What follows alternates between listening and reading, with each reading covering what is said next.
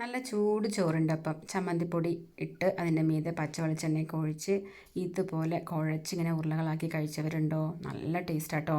അപ്പോൾ നമുക്ക് നല്ലൊരു ചമ്മന്തിപ്പൊടിയുടെ റെസിപ്പി നോക്കിയാലോ. അപ്പോൾ ഇതിനായിട്ട് നല്ല അടി കട്ടിയുള്ള ചട്ടി വേണം എടുക്കാൻ. ഉരുളി അല്ലെങ്കിൽ ഇൻഡാലിയത്തിൻ്റെ ചട്ടി കേട്ടോ. അപ്പോൾ ഞാൻ ഒരു തേങ്ങ ചിരവിയതാണ് എടുത്തിരിക്കുന്നത്. ഒരു തേങ്ങയുടെ കണക്കാണ് പറഞ്ഞിരുന്നത്. അതിലേക്ക് 7 വറ്റൽമുളകും 4 തണ്ട് കറിവേപ്പില, നാരങ്ങയുടെ എല്ലാം നല്ല തളിര് നോക്കി ഒരു 3 എണ്ണം. പിന്നെ ഇതിലേക്ക് 5 ചെറിയുള്ളി ചെറുതായി അരിഞ്ഞത്, 1 ടീസ്പൂൺ പൊടിയുപ്പ്, ഒരു നെല്ലിക്ക വലുപ്പത്തിലുള്ള പുളി അത് നമ്മൾ ചേർക്കുന്നുണ്ട്. സംഭവം കഴിക്കാൻ നല്ല ടേസ്റ്റ് ആണെങ്കിൽ ഉണ്ടാക്കാൻ നല്ല റിസ്ക് പിടിച്ച പരിപാടിയാണ്. തേങ്ങ കരിയാതെ നല്ല മൊരിഞ്ഞ് വേണം അത് തീ കമ്മിയാക്കിയിട്ട് വറുത്തെടുക്കാനായിട്ട്. അപ്പോൾ തേങ്ങ നന്നായി മൊരിഞ്ഞ് വരുമ്പോൾ അതിലേക്ക് അവസാനത്തെ സ്റ്റേജിൽ മല്ലിപ്പൊടിയും മുളക് പൊടിയും ചേർക്കണം. മുളക് പൊടി ലേശം മതിട്ടോ കളറിനായിട്ട്. ആറിയതിന് ശേഷം നന്നായി പൊടിച്ചെടുക്കുക. ഒരു ചില്ലുകുപ്പിയിലാക്കി വയ്ക്കുക.